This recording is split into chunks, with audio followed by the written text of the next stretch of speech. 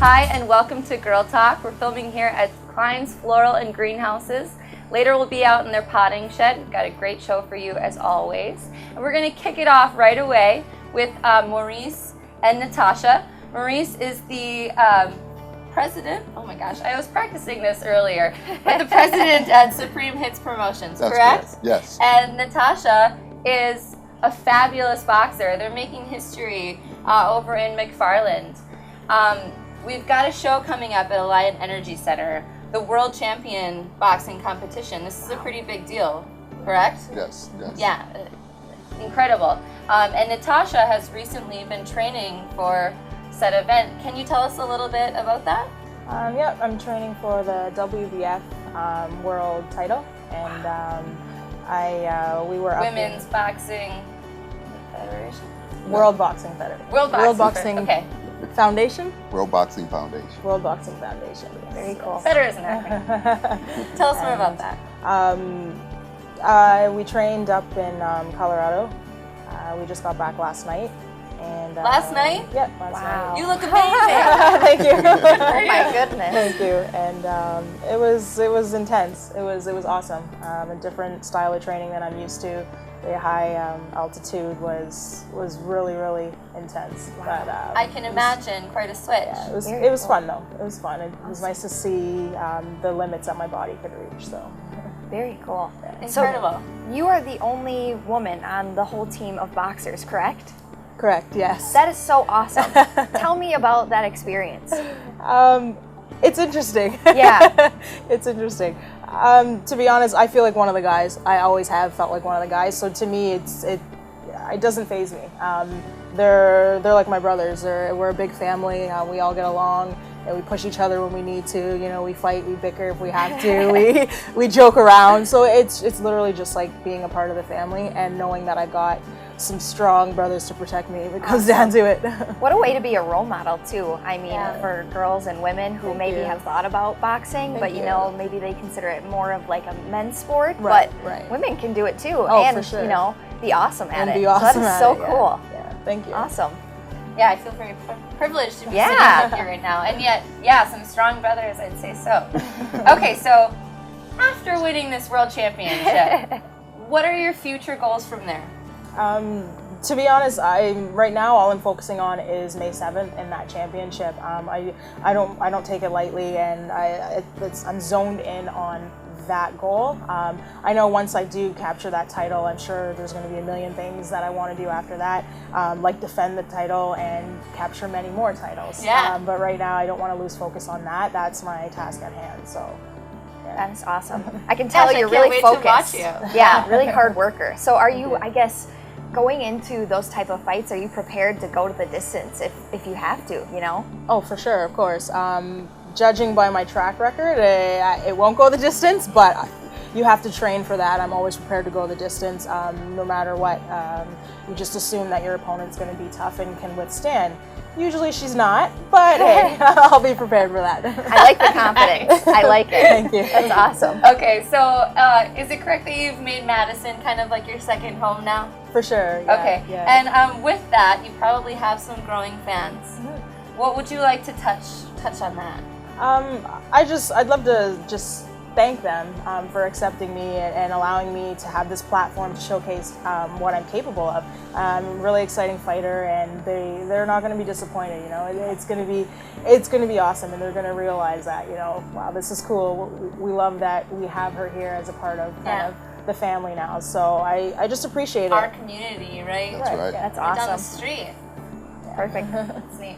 So, Oh my gosh, we're almost out of time. Shoot, we're almost out of time. It was nice to see you. Yeah, Thank you for supporting her. Gosh, I can't wait to see you fight. Thank you for joining us. Thank you you. for watching. We're going to be right back. So stay tuned for more Girl Talk.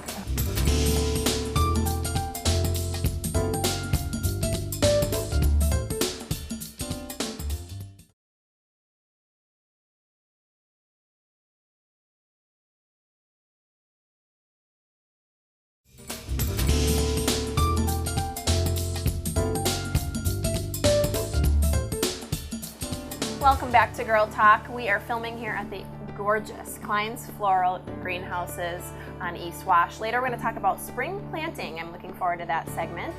Now we are joined by Ben Cowan, who joins us from On Ice Promotions. We are talking hockey. Glad to see you. Nice to be back. So, we've got lots to chat with you about, but there's actually a summer hockey league, believe it or not. They're busy in the summer. We are busy in the summer, and a lot of rinks are actually Really? nowadays. Yeah, hockey's it's definitely transformed. Like when I played, it was kind of like you played during the hockey season, then you put your bag away and you play golf or baseball or something else. But now we do full year training. So the 3-on-3 is a new program to Oregon this year. It's basically just 15 minutes of kind of on-ice skills and drills, and then we go right into 3-on-3 cross-ice games. So it's the International Classic Summer League. So we'll have teams like Russia, USA, Canada, fun. so the kids will get the battle, and Yeah. it's all for youth players. Absolutely. So 3-on-3, my gosh, they must get incredible exercise just being that all over the place, right? It's a lot, yeah. So I mean, cross-ice is definitely shorter than full ice, but yeah, like 30-second shifts, and the kids at the end of the day they're gassed. Absolutely, I believe it. So what you're doing is cutting the rink in half, and then you're having 2 3-on-3 games going on at the same time. 2 or 3. 2 or 3. Yeah, so Oh we my go gosh.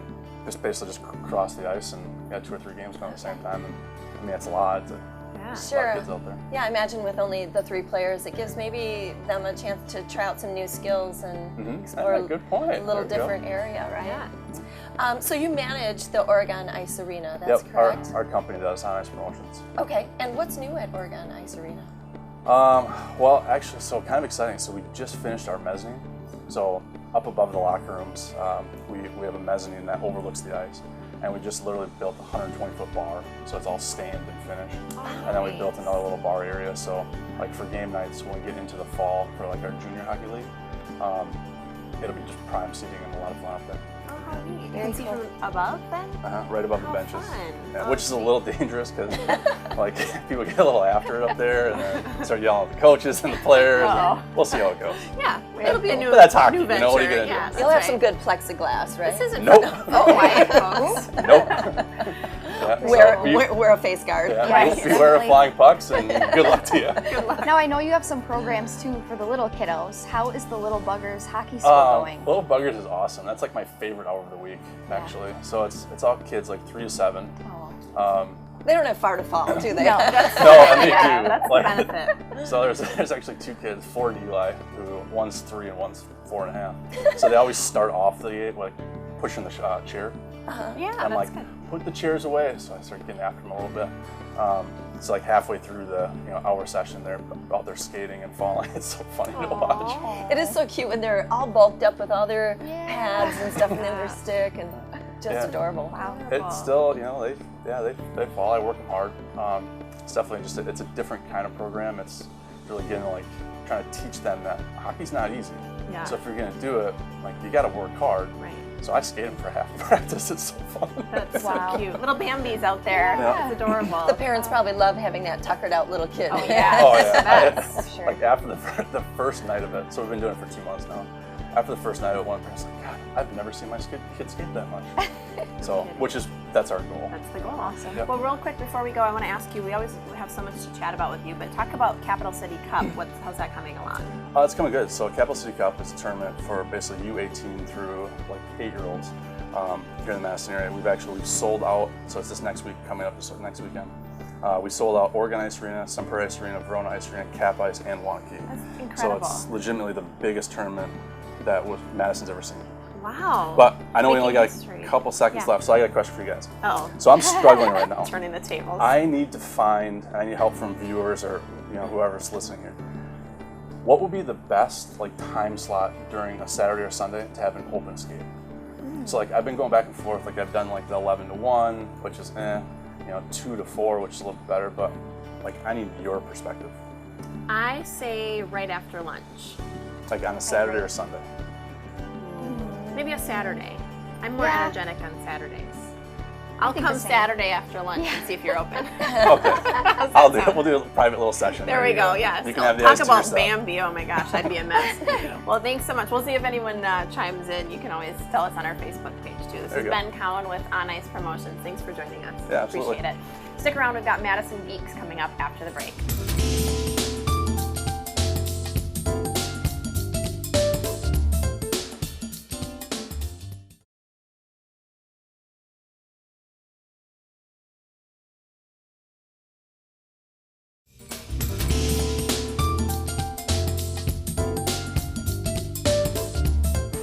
welcome back to Girl Talk. We are having a very relaxing time here at Klein's Floral and Greenhouses. The rain is hitting the roof just beautifully. It's so much fun here. We are enjoying it. But we're very excited because our guest now, last time we saw you, Kalal, you answered lots of our technology questions. And we're going to pick your brain because we've got more. This is Kalal with Madison Geeks. Thanks for joining us. Thank you for having me. So we're going to start with hackers because actually Justin Riley was joining us last time for our last discussion and he had this specific question. So we're going to answer it just for you, Justin. But it's a great question. Why are hackers targeting us? You talked about the differences last time between types of hacking, but why? What's the point? Right. So a lot of people will think, ask that question. Why am I being targeted? Why me? It's my little old machine. Nobody wants to have Nobody cares about my vacation photos. exactly. So ultimately, the trick is going to be you're not important really to the hacker, and but ultimately it comes down to they're throwing out marbles, and whoever bites is who gets hacked. Okay. And a lot of times these are automated processes, so it's not necessarily targeting you, but if they get your information, they get your credit card, your bank information, your email account, then yeah, of course they're gonna, at that point target you even more if possible. A good point, because I always think about those websites being really safe, and that's probably true, but you have personal information emailed to you. That's correct. And so even if they just can get into your email, you might be in big trouble. You forget passwords on anything, and where does it go? It goes to your email account. That's why I keep every email I've ever gotten. Try to find them. Yeah. So the good news is that you're not. You need that person to hack. Exactly. So it's not necessarily that you're being targeted, but it's a threat out there and something to be vigilant about. Absolutely. Thank you. And I giggled a little because someone might want to find your vacation photos. Not mine, but maybe yours. Okay, so I love this question because I have this current situation. I have a HP computer from college, which I have awesome photos on. Probably beautiful works of literature that are forever lost because the computer doesn't start up anymore. I'm still holding on to this because I just can't let it go. Maybe someday they can bring it back to life. Is this true? Is it lost forever? Well, it's not necessarily lost forever. The machine is a shell, so the machine might be lost forever, but the data inside of it usually is still accessible.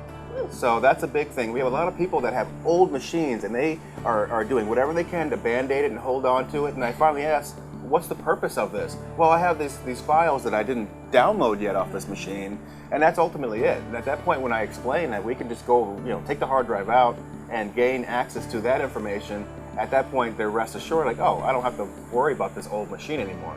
And the same thing goes for so it's the same thing goes for machines that just don't even power on anymore. You can still go into the hard drive itself, or we can, and extract extract that information, put it on another computer, another hard drive, a flash drive, whatever method. It's exciting here. Whatever method, whatever method you want to have that information moved to, we can still get that information. There's in hope. most cases. That is great. So I just bundle it up and bring it into you? Exactly. Awesome. So I bet I'm not the only one that's experienced this. The Windows 10 pop-up that's encouraging you to upgrade or update. What do we do about that? Should we do it? Should we not? Good question. Yeah. So this is happening to all PC users. Apple users, unless they're using what's called a virtual machine and they're having Windows also on their Mac, are not going to be necessarily affected by this. It's Microsoft's way of trying to push everybody onto Windows 10. Whether you have Home Edition or Professional Edition, whether you should do it or not is going to depend. If you're ready to take a change and work with a different layout, a different view, then it's okay to move forward and attempt to change it. But if you like Windows 7 the way it is, or Windows 8.1, which is what some people are using now, I don't recommend moving towards and trying to change it. Unfortunately, though, Microsoft's trying to push it, so we're still working at methods on blocking that update from happening altogether. Okay. Yeah, how do you stop the pop-ups if you don't want them? Exactly. And I was wondering too, does it matter how old your computer is? It does, yep. We have a lot of times where it will come in and Windows 10 will fail because the hard drive's bad or it's too slow. and it just won't work at all on that newer machine. So maybe age of computer matters too. Exactly. Okay. I have another question I want to ask you, but we ran out of time, so we'll have to ask you next No time. problem. No problem. But we'll be back with more Girl Talk. We're heading to the planting shed after this with Sue. We're talking spring plants. We'll be right back.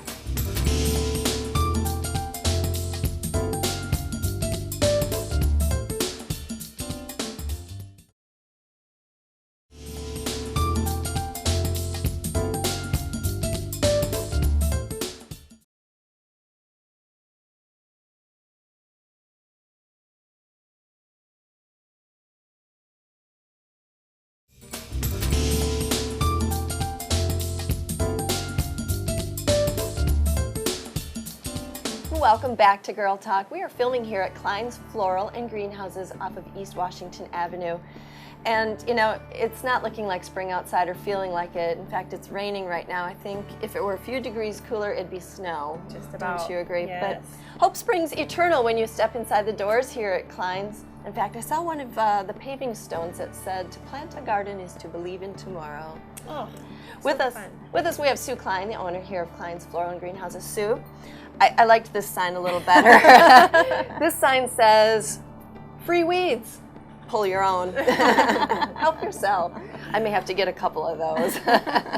Thanks for having us here. We love this atmosphere, and we're all looking a little gray today, but behind us, it looks great. It's springy. It's Even fantastic. just, we were saying before Sue joined us, even just the air, it just feels so fresh here, and it's literally refreshing to step in here. It's probably the best air we'll breathe all day, actually. Everyone is very excited about spring coming, and yes, anxious to start planting and gardening. So, speaking of planting and gardening, when can people start planting? Well, right now, the cool weather crops can be planted. Things like broccoli, Brussels sprouts, and then there's pansies and things like that. Those can go in right now. But keep in mind that May 10th is the average last frost date for Madison. So that's still a couple weeks away. People are still anxious, and there's a lot of things that can be planted either in a container perhaps and then brought inside if it gets too cold at night, but you still need to watch the temperature if you want to go a little crazy with some other plants. Isn't the rule of thumb, once we hit Mother's Day, you're usually safe? Is that right? Well, May 10th. It's right May around 10th, there. about there. 8th But I is mean, Mother's Day, sometimes there has been frost up until Memorial Day, so we do live in Wisconsin, but Wisconsin. Yes. No, we love it here. But okay, so we are close. We're very close to the mark. We're very close. There's some we can do now. Yep. As people are starting to plan and come in and shop and look at all these beautiful flowers and plants that they see here, how do you know what's good for shade versus sun? Because obviously every garden varies in areas of planting. Right, and it's good. You need to know, what kind of exposure this area is in your garden, and come in and we just ask for suggestions. There's a lot of so now annuals are the ones that you need to plant every year, and perennials are the ones that come up every year. And it's nice to have a combination of the two, because most perennials will just bloom a short period, not all summer, whereas most annuals will bloom all summer. So if you want to have color all summer, either do annuals or a combination. Okay, I see. That's interesting. I never thought of it that way. So going back, we were saying before we started, because I made this mistake myself, thinking annuals were reoccurring. Yeah, a lot of people do, yeah. And actually annuals are just that summer. Just that timer. Where the one and done, where the perennials come back. But you said annuals tend to be brighter and in bloom They longer? bloom almost all summer. Then there's a lot of really fun annuals, tropicals, like the anthuriums that are over here, and there's hibiscus and gardenias and things like that. But those kind of plants could be overwintered. So don't plant them in the ground. Plant them in a container that you can bring inside over the winter. I see. Okay. Well, and the nice thing is, if you have a brown thumb like I do, everybody here is so great and so helpful and knowledgeable. So you really can come in with no baseline knowledge and walk away with what's going to be right for your garden, and also maybe your maintenance level too, because that's a big deal for some folks. Some people really enjoy getting out every weekend and tending to their plants, where others want to plant them and maybe have a little bit less of an intimate upkeep moment week after week. So if you ever wanted to take a look at all the different plants that we carry on our website, if you click under greenhouse and spring plants, you'll see all the annuals, perennials, shrubs, water plants that we carry. So yes. We've talked about air. I don't want to get too much on this topic, but I just wanted to tell you, we even talked about air plants a couple times when we were here, and so many people have been so inspired by that. Like as I've been out and about, people say, "Oh, I saw that, and I went and got an air plant." So just so you know, they even have air plants here. So much fun. The air plants Just are got for a the new indoor. shipment. Yeah. We just got a shipment of new ones, so we have even more. Well, with regard to the one and done, well, not really an annual, but I love hostas. I think they always look good. They're so easy. They come back every year. They don't overtake the garden. So They're pretty low maintenance. They are low maintenance, but they always look great. So, And big fan. they work well as a cut flower, well, in a vase. Oh, when the blossoms come. No, even the leaves. The foliage is just so interesting. No, see, I We hadn't use thought of that, that. in arrangements in the summer too. So use those in arrangements. I hadn't thought of it. And Sue, share with us, if you would, all these things that you're talking about. Now, you grow a lot of your plants and things right here. We I mean, do. we're literally sitting in the setting that a lot of these are born and grown. Right. Talk to us about that. What is the importance there of locally grown plants? Well, because they're grown here, they're acclimated to Wisconsin, and they don't go through the stress of being trucked from Florida or from another place. So that's really important for the plant's health, and we want everyone to be successful at their gardening, and that having healthy plants that are locally grown helps with that. That means a lot, because it can be frustrating or a struggle for people to, finally, maybe it is a new venture for them and they finally get out and plant some things they're really proud of them, and then if it doesn't work, how frustrating is that? It might discourage you from going forward. But because these plants are grown here, they're really more attuned or adapt to this environment, so they have a better chance of survival. Right. Which is what everyone wants, the customer, and of course you want that for the customers. Right. Before we run out of time, let's talk about the potting shed. We've been in there digging around a couple times before, but tell our viewers what the potting shed is, what is so great about it. Well, we have had a lot of success with our potting shed. A lot of girls will come and have like a girls' afternoon or a girls' night, and either bring containers from home or purchase containers here, and then plant their gardens, their container gardens. So you can bring a container from home or buy one here, gather up some plants, you'll have help. Yes. And you'll take away something really incredible that you'd be proud of. And you don't have to have a mess at home. The dirt, it will be here, and I think what a great gift too, to give somebody something that you personally potted. And yes. I love that idea. And I also love the idea of having no mess at home. Yes, that too. Well, Sue, we are out of time. Thanks again for having us Thank here. you. Really love coming to visit, and you should come visit too. Highly recommend it. That's it for Girl Talk today. Thanks to all of our guests. Thank you for watching. We'll see you next time on Girl Talk on Channel 57.